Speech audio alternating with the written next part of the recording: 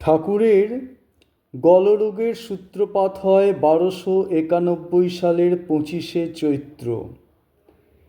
পানিহাটির মহোৎসবে যোগদান করে ওটা বেড়ে গেল এবং ঔষধপত্রের সব রকম বন্দোবস্ত সত্ত্বেও বেড়ে চলল ক্রমশ।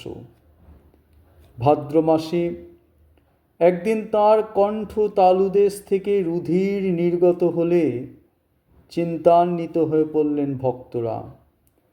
তাঁরা পরামর্শ করে ওই মাসের 3য় সপ্তাহে তাঁকে কলকাতায় আনলেন ও শ্যামপুকুর স্ট্রিটের 55 নম্বর ভাড়াটে বাড়িতে রেখে যাবতীয় চিকিৎসার ব্যবস্থা করলেন। বিশেষ সতর্কতার সাথে পথ্যাদি প্রস্তুত করবার ব্যবস্থা করতে না পারলে কোনো ফল হবে না চিকিৎসায় বুঝে প্রবীণ ভক্তরা শ্রী শ্রী মাকে সেখানে আনার পরামর্শ করলেন। কিন্তু বাড়িতে অন্দরমহল না থাকার জন্য অত্যন্ত লজ্জাশীলা মা এখানে অপরিচিতা পুরুষদের মধ্যে কেমন করে বাস করবেন তা এক সমস্যা হয়ে দাঁড়ালো।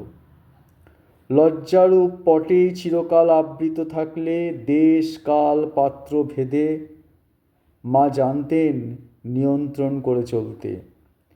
ঠাকুরের জন্য সুপথ্য প্রস্তুত করবার লোকের অভাব হয়েছে শুনে কিছুমাত্র ইতস্তত না করে তিনি দক্ষিণেশ্বর থেকে চলে এলেন শ্যামপুকুরে এবং ঠাকুরকে রোগ মুক্ত করার আশায় বুক বেঁধে কায় মনোবাক্যে আত্মনিয়োগ করলেন তাঁর সেবায়।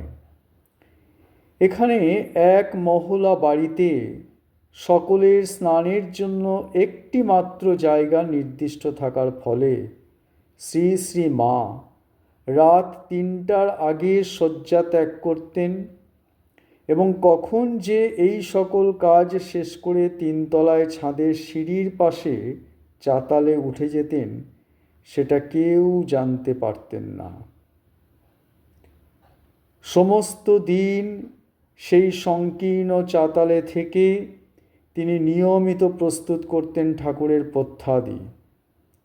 প্রস্তুত হওয়ার পর লোকজন সরিয়ে দেওয়া হলে নিজেই খাইয়ে যেতেন তাঁকে। নমস্কার।